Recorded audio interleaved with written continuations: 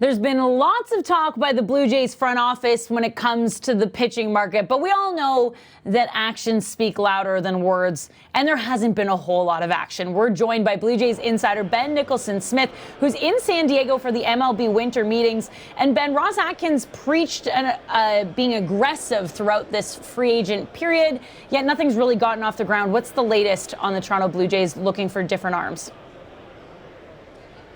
You know, it's funny, from behind the scenes, it really seems like nothing's happening. But of course, the Blue Jays are meeting with the representatives of various free agents, and in some cases, they're trying to push things forward. The club would like to get something done soon. Of course, you can't necessarily determine the timeline for these things. Sometimes it takes longer than expected, but the Blue Jays are very motivated, they are active, and yet they haven't got to that point where they have gotten to a closing point on a deal. So right now, we're going to see if they can adjust to a market that so far has definitely favored players and been pretty lucrative so far. And if they can do that, then they'll address a big need in that starting rotation. When you say lucrative, I immediately think Steven Strasburg, because he got a huge payday, setting a new record on day one of these meetings. How are the Blue Jays going to adjust on the fly when things are moving so quickly? They have to. I mean, that's part of the job description, and it's not easy necessarily. No one says it's easy, but that's what they have to do. They have to find a way to add starting pitching. And one name at the top or toward the top of the Blue Jays list of targets is Hyunjin Ryu of the Los Angeles Dodgers. He's someone who's really good, a Cy Young finalist last year. That would be a great fit for the Blue Jays if they could add him. And beyond him, I'd keep an eye on names like Rick Porcello, Tanner Roark. Those are guys who I believe the Blue Jays have interest in and are talking to here at the winter meetings. So they're going to have to not only have conversations, that's easy enough, anyone can do that. They're going to have to come to a point that they reach a deal with these guys, and that's the challenge facing the Blue Jays front office right now. So can I take that then, Ben, as Scott Boras saying there's two mystery teams for Gerrit Cole, not the Toronto Blue Jays being one of them?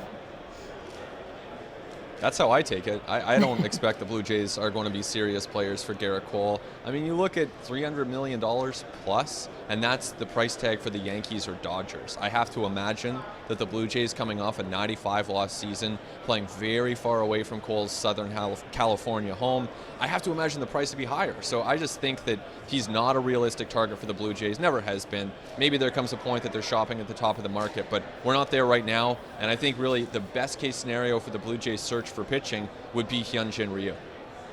There always seems to be chatter at this time of year that big names don't want to come north of the border and play for Toronto. I don't even know if I think that holds up anymore. I don't know how you feel about it, but what do you think is the biggest challenge for Toronto to land big names? There are a few of them. I mean, you can have anything from a different currency, lineups at customs. You can have players who don't necessarily want to have to deal with passports and get their families' passports, or even the cold. You have the AL East too, that's a factor. I mean, that's a tough division to play in, especially for pitchers. So all those things are factors. None of them can be excuses, though, for the Blue Jays, because one way or another, they have to find a way to augment this starting rotation. And more than likely, it's coming through free agency, because they don't want to trade away their best young pieces. So they've got to engage. They're doing that so far. They've got to have that lead to a deal at some point, and that's the challenge for Ross Atkins. And that's just it. I feel like excuses will fall on deaf ears when it comes to fans now in this particular situation. There's got to be a lot of pressure riding on the front office, though, to do something, right? There is, and that's what agents here are trying to remind the Blue Jays of. And they have an agenda. They want their clients to have deals and have interests. But there are agents at the winter meetings who are trying to put pressure on the Blue Jays, say, hey, you've got to get something done. If not, you're going to miss out. The Blue Jays are mindful of that pressure, and they don't want to fall prey to making an emotional decision that they regret later on. But the agents have a point. The Blue Jays do need starting pitching, and at some point they're going to have to take a plunge and spend on somebody. Ben, you've circled Ryu as being probably their best target, but who do you realistically see joining Toronto if they do make a move?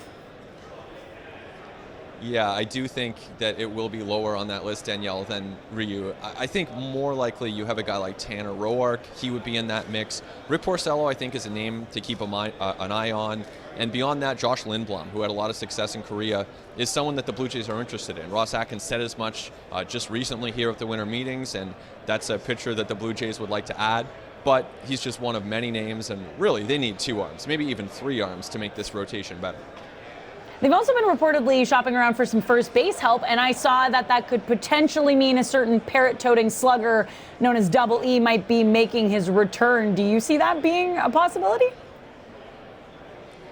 Man, I definitely didn't. If you had asked me 6 weeks ago, I would have said no. I don't think Edwin Encarnacion was coming back here. I still don't see it, but you talk to people here, and some of them present it as a realistic possibility. So, got to listen to that. They're saying that there's a chance that Encarnacion could reunite. You have to think this time it would be on a one-year deal.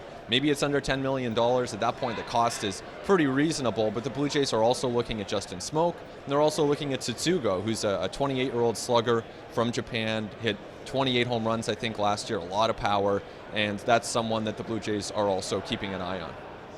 A lot of work for the Blue Jays front office to get done. The one thing I know for certain, Ben, is if they do make a move, I will definitely be talking to you again, but in the meantime, enjoy San Diego.